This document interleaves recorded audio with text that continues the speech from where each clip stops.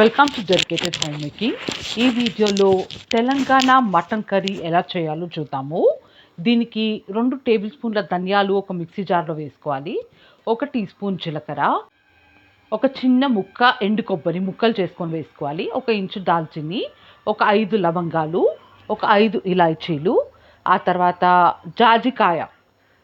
జాయిఫల్ అంటారండి, చిన్న ముక్క, ఆ తర్వాత బిర్యానీ పువ్వు కొంచెము, 1 టీ స్పూన్ మిరియాలు. ఇవన్నీ కూడా మంచిగా పౌడర్ చేసుకొని పక్కన పెట్టుకోవాలి. ఈ విధంగా పౌడర్ చేసుకొని పక్కన పెట్టుకోవాలి.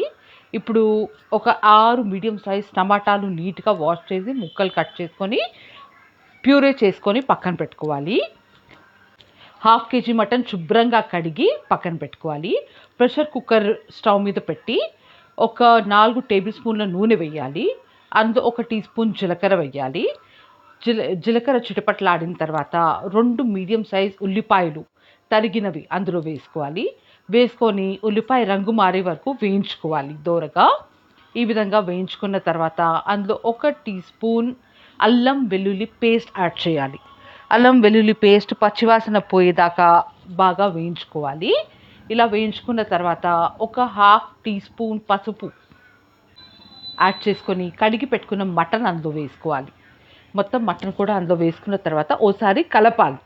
పసుపు మటన్ బాగా కలిసేలాగా ఒకసారి మిక్స్ చేసుకోవాలి. ఈ విధంగా మిక్స్ చేసుకున్న తర్వాత అందులో 2 టీ స్పూన్ల ఉప్పు వేసుకోవాలి. మళ్ళీ ఒకసారి మిక్స్ చేసి మీడియం ఫ్లేమ్లో పెట్టి మూత పెట్టి ఒక్క 10 నిమిషాలు మధ్య మధ్యలో కలుపుతూ వండుకోవాలి. ఆ మటన్లో ఉన్న నీళ్ళు అన్నీ కూడా ఎగిరిపోయే వరకు కుక్ చేసుకోవాలి.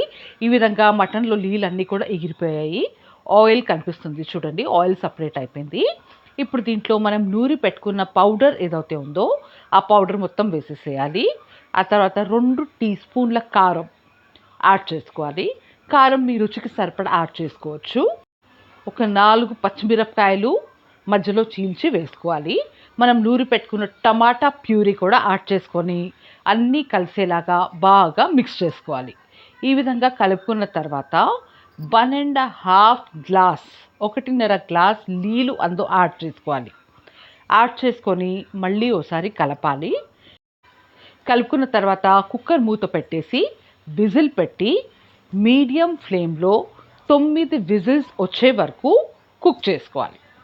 ఈ విధంగా 9 విజిల్స్ వచ్చేసిన తర్వాత ప్రెషర్ అంతా పోయిన తర్వాత మెల్లిగా మూత ఓపెన్ చేస్తే ఎంతో రుచిగా ఉండే తెలంగాణ మటన్ కర్రీ రెడీ అయిపోయింది. గుమగుమలాడిపోతూ ఉంటుందండి.